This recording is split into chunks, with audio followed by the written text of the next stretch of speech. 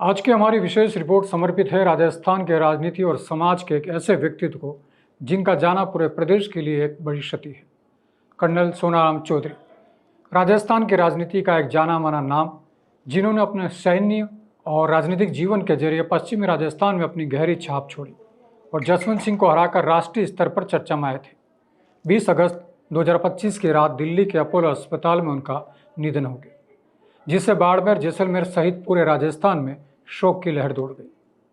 80 वर्ष की आयु में उन्होंने अंतिम सांस ली, लेकिन उनका राजनीतिक सफर और समाज के लिए योगदान हमेशा याद किया जाएगा। विशेष रूप से 2014 के लोकसभा चुनाव में पूर्व केंद्रीय मंत्री जसवंत सिंह को हराकर वह राष्ट्रीय स्तर पर चर्चा में आए थे। उनका जीवन सैन्य अनुशासन, राजनीतिक उतार चढ़ाव और सामाजिक कार्यों का अनूठा संगम रहा। कर्नल सोनाराम का जन्म 31 मार्च 1945 को जैसलमेर जिले के मोहनगढ़ गांव में एक जाट परिवार में हुआ था। उन्होंने जोधपुर के MBM इंजीनियरिंग कॉलेज से BE की डिग्री हासिल की और 1966 में भारतीय सेना में कमीशन प्राप्त की।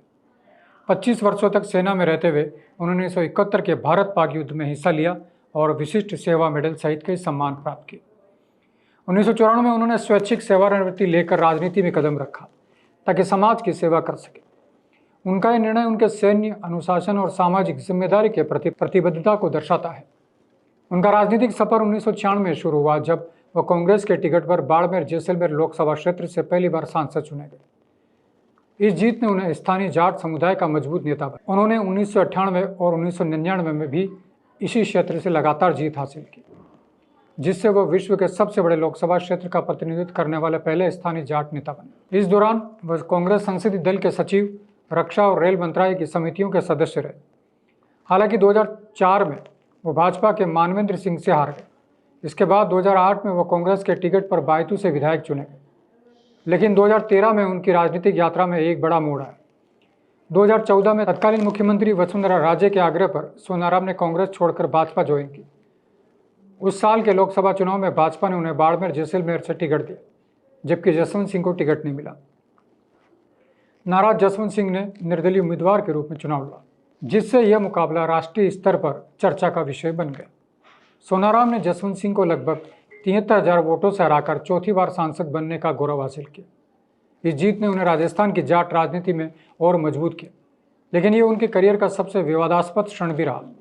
2019 में भाजपा ने उनका टिकट काट दिया, जिससे नाराज सोनाराम ने पार्टी पर उन्हें इस्तेमाल करने का आरोप लगाया। उन्होंने कहा कि जब पार्टी को उनकी ज़रूरत थी तब उनका उपयोग किया गया और बाद में उन्हें दरकिनार कर दिया गया। 2023 में वह फिर से कांग्रेस में लौट आए, जिसे उनकी घर वापसी के रूप में देखा गया। उन्हें गुड़ा मालानी से विधानसभा टिकट की उम्मीद थी, लेकिन वहां से नामांकन दाखिल करने से पहले ही उनकी तबीयत बिगड़ गई। कांग्रेस में वापसी के दौरान उन्होंने कहा कि वह किसी पद के भूखे नहीं है, बल्कि जनता की सेवा के लिए राजनीति में आए। सोनाराम चौधरी का राजनीतिक जीवन विवादों से भी घिरा रहा। 2018 में उन पर एक हमला हुआ, जिसे लेकर राजपूत और जाट समुदायों के बीच तनाव बढ़ा। इस घटना ने स्थानीय सियासत को गरमा दिया, जिससे दोनों पक्षों ने एक दूसरे पर आरोप लगाए। इसके बावजूद सोनाराम ने हमेशा जाट आरक्षण और आंदोलन का समर्थन किया और सामाजिक मुद्दों पर मुखर रहे। उनके सादगी और सैन्य पृष्ठभूमि ने उन्हें जनता के बीच लोकप्रिय बनाया, लेकिन पार्टी बदलने के उनके फैसलों ने कुछ आलोचनाएं भी बटोरी। कर्नल सोनाराम का निधन राजस्थान की राजनीति के लिए एक बड़ी क्षति है। उनके समर्थक उन्हें एक निष्ठावान सैनिक और समर्पित जनसेवक के रूप में याद करते हैं। उनकी मृत्यु के बाद उनकी पार्थिव देह को बाड़मेर के उत्तरलाई एयरबेस लाया गया, जहां अंतिम संस्कार उनके पैतृक गांव मोहनगढ़ में किया गया। उनके निधन से पश्चिमी राजस्थान में शोक की लहर है और उनके योगदान को लंबे समय तक याद रखा जाएगा। कर्नल सोनाराम चौधरी का जाना राजस्थान की राजनीति के लिए अपूरणीय क्षति है। भारत रफ्तार परिवार की ओर से उन्हें भावभीनी श्रद्धांजलि अर्पित करते हैं। ओम शांति।